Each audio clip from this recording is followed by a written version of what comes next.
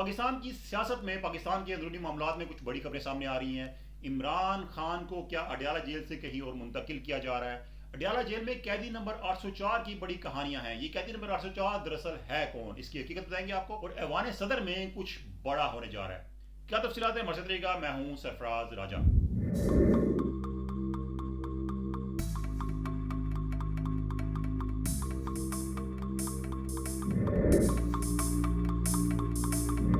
تو دوستوں، ویڈیو شروع کرنے سے پہلے اگر آپ ہمارے ساتھ ہمارے چینل پر نئے ہیں تو آپ نے ہمارا چینل سبسکرائب کر لینا ہے، بیل آئکن دبا دیجیے گا تاکہ ہماری ویڈیوز کے نوٹیفیکیشن آپ کو فوری طور پر مل سکیں۔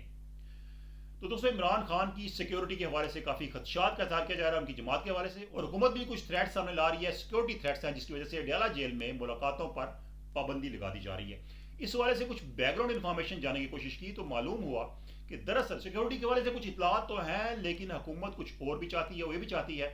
کہ عمران خان جو اس وقت ہر روز ان سے ملاقات کے لیے کوئی نہ کوئی پہنچا ہوتا ہے، باہر آ کے میڈیا سے بات کرتا ہے، میڈیا کی ایکسیس ہے اڈیالہ جیل کے اندر، وہ ان سے باتیں کرتے ہیں، ان کے بیانات میڈیا پہ رپورٹ ہو رہے ہیں۔ تو اس تمام صورتحال سے بچنے کے لیے یہ ممکن ہے کہ عمران خان کو شاید پنجاب کے اندر کسی دوسری جیل میں منتقل کر دیا جائے جہاں پر ایکسیس اتنی ایزی نہ ہو۔ لیکن اس میں مسئلہ مثال یہ ہے کہ عمران خان اس وقت جہاں پر قید ہیں اڈیالہ جیل میں، ان کا ایک سیل تیار کیا گیا ہے جس میں ان کے لیے ایکسٹرا چیزیں ایڈ کی گئی ہیں، ان کو ایکسٹرا سپیس دی گئی ہے، ان کی واک کے لیے وہاں پہ جگہ بنائی گئی ہے، اور اگر ان کو شفٹ کیا جاتا ہے تو یہ تمام چیزیں دوبارہ سے کی جائیں گی۔ بہرحال اس حوالے سے کچھ ایسی اطلاعات ہیں کہ شاید آنے والے دنوں میں عمران خان کو پنجاب ہی کے اندر کسی اور جیل میں منتقل کر دیا جائے۔ تو عمران خان کی بات ہو رہی ہے تو قیدی نمبر 804 کی بات کریں۔ قیدی نمبر 804 اب تحریک انصاف کا ایک نعرہ بن چکا ہے۔ ان کو باقاعدہ کہا جاتا ہے کہ وہ اس نعرے کو پروموٹ کریں، قیدی نمبر 804 کو پروموٹ کریں، اس کو ایک برانڈ بنائیں۔ اس حوالے سے آپ کو معلوم ہے کہ ملکو جو کہ ایک فوک سنگر ہیں، گلوکار ہیں، ان کا ایک گانا بڑا ہٹ ہوا تھا، نقدہ کوکا، اور اس نقدہ کوکا کے مشہور ہونے میں سب سے بڑا ہاتھ ایک جملہ تھا جو کہ انہوں نے اس گانے میں ڈالا تھا، وہ تھا جیل اڈیالہ قیدی 804۔ اب جیل اڈیالہ میں قیدی نمبر 804 کون ہے، شاید یہ بہت سے لوگوں کو معلوم نہیں، اور لوگ اس پر نعرے لگا رہے ہیں، بھنگے ڈال رہے ہیں، اور تحریک انصاف کے ہمارے جو معصوم دوست ہیں وہ اس پر جھوم رہے ہیں، اس کو خوب وائرل کر رہے ہیں۔ لیکن جب ہم نے پتہ کرانے کی کوشش کی کہ اڈیالہ جیل میں قیدی نمبر 804 دراصل ہے کون، کیا واقعی عمران خان کا قیدی نمبر 804 ہے، تو دوستوں معلوم ہی ہوا کہ اڈیالہ جیل میں منشیات سمگلنگ میں قید ایک شخص ہے جس کو 10 سال قید کی سزا ہوئی ہے، اور اس کا قیدی نمبر 804 ہے۔ تو دوستو یہ حقیقت ہے قیدی نمبر 804 کی کہ اڈیالہ جیل میں قیدی نمبر 804 ہے کون۔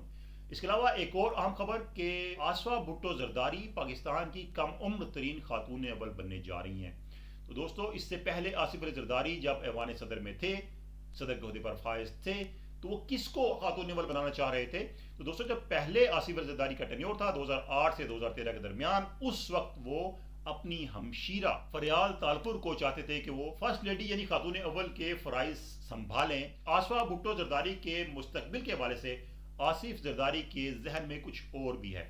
لیکن اس سے پہلے بتائیں کہ فرسٹ لیڈی یعنی خاتون اول کا عہدہ ہوتا کیا ہے۔ دوستو خاتون اول دراصل ایوان صدر کی سرکاری میزبان ہوتی ہیں۔ پاکستان میں یہ کوئی نوٹیفائڈ عہدہ ہے، اس کو نہیں کہا جا سکتا، اس کا نوٹیفیکیشن نہیں ہوتا، ایک رسمی عہدہ ہے، ایک پروٹوکول ہے جو کہ خاتون اول کو دیا جاتا ہے، جو کہ صدر کی اہلیہ ہوتی ہیں، اگر اہلیہ نہیں تو ان کا جو بھی سپاؤس جس کو نامینیٹ کریں اس کو خاتون اول کا عہدہ دیا جاتا ہے، اور ان کا اپنا سٹاف ہوتا ہے، کیونکہ وہ ایوان صدر کی جو بھی سرکاری تقریبات ہوتی ہیں ان کی آفیشیل ہوسٹ ہوتی ہیں، میزبان ہوتی ہیں، اور ان کی جو بھی میزبانی کے فرائض ہیں وہی سر انجام دیتی ہیں۔ اس کے علاوہ صدر کو ان کے سرکاری دوروں پر اسسٹ کرتی ہیں، ان کے ساتھ ہوتی ہیں۔ تو نوٹیفیکیشن ہو یا نہ ہو، لیکن آصفہ بھٹو زرداری صدر کے ساتھ، آصف علی زرداری کے ساتھ ایوان صدر میں رہیں گی، اور فرسٹ لیڈی کے حوالے سے جو بھی چیزیں ہیں وہ دیکھیں گی، اور ان کے سرکاری دوروں میں بھی ان کو اسسٹ کریں گی۔ اور اس کے علاوہ آصفہ بھٹو زرداری کو صدر آصف علی زرداری چاہتے ہیں کہ وہ اپنی خالی کردہ نشست، قومی اسمبلی کی نشست جو کہ انہوں نے چھوڑی ہے صدر بننے کے بعد، نواب شاہ شہید بنظیر آباد کی یہ نشست ہے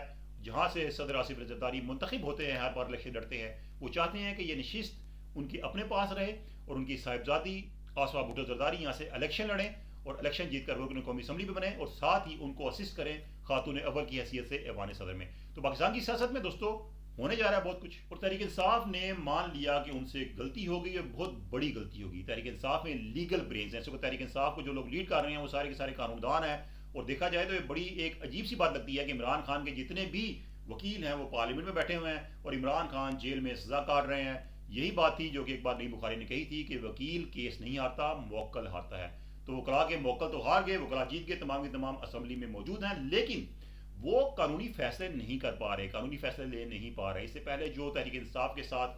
مختلف ڈرا بیکس ہوئے، جو ان کو نقصان ہوا، پارٹی سمبل نہیں ملا، اس کے بعد مخصوص نشستیں نہیں ملی، یہ تمام کے تمام ان کی قانونی ٹیم کی نالائکیاں ہیں. پہلے وہ انتخابات کو درست نہیں کرا سکے، اس کے بعد انہوں نے اس جماعت کا انتخاب کیا جس نے اسمبلی کا الیکشن ہی نہیں لڑا، جس کے اپنے سربراہ آزاد امیدوار کی حیثیت سے الیکشن لڑے تھے. آپشنز تھے، متحدہ وحدت المسلمین تھی، جے یو آئی شیرانی تھی، جن کے ساتھ ان کی اتحاد کی باتیں چل رہی تھیں، لیکن آخری وقت میں فیصلہ کیا گیا سنی اتحاد کونسل کے ساتھ اتحاد کا، جس نے نہ ہی الیکشن میں حصہ لیا اور نہ ہی اپنی مخصوص نشستوں کی فہرست جمع کرائی. تو اس سے نقصان تحریک انصاف کو یہ ہوا کہ ان کی نشستیں ان کے ہاتھ سے چلی گئیں، اور وہ نشستیں ان جماعتوں کو مل گئیں جو الیکشن لڑ کے الیکشن جیت کر پارلیمنٹ میں آئی ہوئی تھیں. اب اس غلطی کا ذمہ دار کون ہے؟ تو یہ غلطی بھی کوئی اپنے ساتھ لینے کو تیار نہیں. عمران خان کو سبھی بچا رہے ہیں اور سبھی کہہ رہے ہیں کہ عمران خان نے فیصلہ نہیں کیا تھا، لیکن کیسے ہو سکتا ہے کہ عمران خان کے بغیر کوئی بڑا فیصلہ لیا جا سکے ان کو بتائے بغیر؟ اب ان کے وکلاء شرفت المروت، علی ظفر تمام ہی کہہ رہے ہیں کہ یہ فیصلہ کیسے ہوا، عمران خان کی مرضی تو نہیں تھی لیکن فیصلہ کیسے ہوا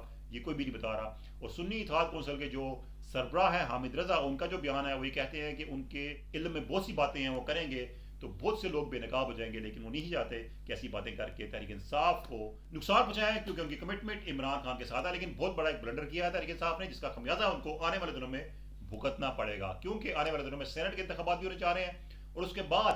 پارلیمنٹ کے اندر نیا سینیریو بنے گا، نئی اسٹرینتھ بنے گی، کس کی کتنی سیٹیں ہیں، اور توقع کی جا رہی ہے کہ حکمران اتحاد جس طرح ان کو قومی اسمبلی میں 2/3 اکثریت حاصل ہو گئی ہے، اسی طرح سینٹ میں بھی وہ 2/3 اکثریت حاصل کرنے میں کامیاب ہو جائیں گے. اس کے بعد ان کے پاس قانون سازی، آئینی ترامیم کا راستہ ہموار ہو جائے گا. تو آنے والے دنوں میں پاکستان کی سیاست میں بہت کچھ ہونے جا رہا ہے. تفصیلات آپ سامنے رکھتے رہیں گے. آج کی ویڈیو شروع کی تو شیئر کیجیے گا، لائک کیجیے گا، اور کمنٹس میں اپنا فیڈ بیک ہمیں ضرور دینا ہے. اللہ حافظ.